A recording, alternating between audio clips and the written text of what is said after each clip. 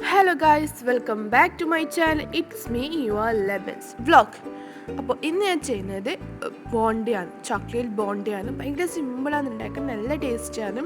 Exact ബോണ്ടീൻ്റെ അതേ taste തന്നെ വരുന്നുണ്ട്. അപ്പോൾ നമുക്ക് വീഡിയോയിലോട്ട് പോകാം. ആദ്യം അതിലേക്ക് ഞാനിവിടെ ഉണങ്ങിയ തേങ്ങ എടുത്തിട്ടുള്ളത്. അപ്പോൾ ഉണങ്ങിയ തേങ്ങ ഇതേപോലെ ഞാൻ പൂളി എടുത്തിട്ടുണ്ട്, ചിരക്കാൻ പാടില്ല. ഇതേപോലെ പൂളി എടുത്തിട്ട് അതിൻ്റെ സൈഡിൽ ഈ ഡാർക്ക് പോർഷൻ കട്ട് ചെയ്ത് കളയണം. അപ്പോൾ ഇതേപോലെ എല്ലാത്തിനും ഡാർക്ക് പോർഷൻ കട്ട് ചെയ്ത് കളയാം.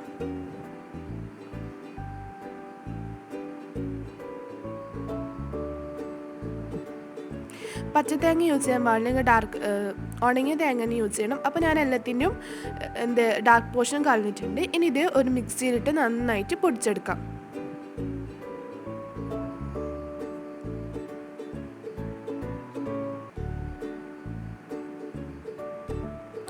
നന്നായിട്ട് ഫൈൻ പൗഡേഴ്സ് ആക്കിയിട്ട് പൊടിച്ചെടുക്കാം. ഇത്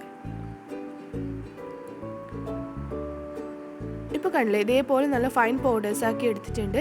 ഇപ്പോൾ ഈ ഉണങ്ങിയ തേങ്ങയാകുമ്പോൾ നല്ല മധുരം കിട്ടും, നല്ല ഒരു വെള്ളം ഉണ്ടാവുകയും ചെയ്യില്ല.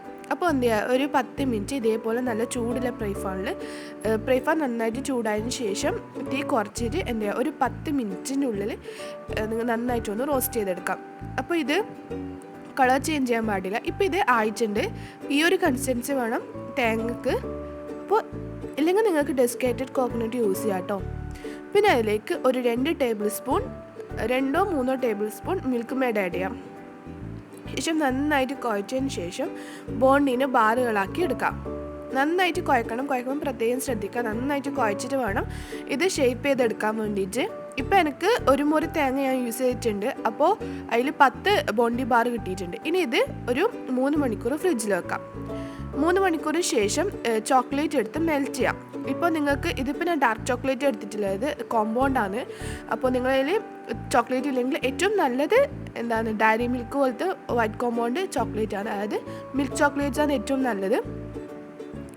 ഇനി ഇത് മെൽറ്റ് ചെയ്തതിന് ശേഷം ബോണ്ടി, ഇപ്പോൾ ഞാൻ ബോണ്ടി 3 മണിക്കൂറിന് കൂടുതൽ വെച്ചിട്ടുണ്ടായിനി. അപ്പോൾ നല്ല ഹാർഡായി വന്നിട്ടുണ്ട്.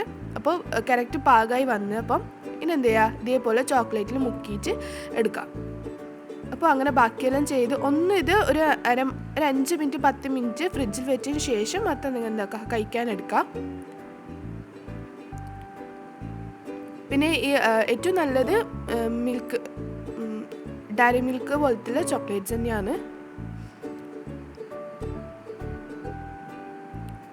അങ്ങനെ ഇപ്പോൾ എല്ലാം ഞാൻ കോട്ട് ചെയ്ത് വെച്ചിട്ടുണ്ട്, ചോക്ലേറ്റിൽ കോട്ട് ചെയ്ത് വെച്ചിട്ടുണ്ട്. ഇനി ഒരു 5-10 മിനിറ്റിൽ കൂടുതൽ ഫ്രിഡ്ജിൽ വെച്ച് ശേഷം നിങ്ങൾക്ക് കഴിക്കാം. ഇതിൻ്റെ ഉൾഭാഗമാണിത്. അപ്പോൾ നിങ്ങൾ എല്ലാം ട്രൈ ചെയ്യുക. നിങ്ങൾക്ക് എൻ്റെ വീഡിയോ ഇഷ്ടമായെങ്കിൽ ലൈക്ക് ചെയ്യുക. ഇതേപോലെ ഈസി റെസിപ്പീസിന് എൻ്റെ ചാനൽ സബ്സ്ക്രൈബ് ചെയ്യാനും മറക്കരുത്.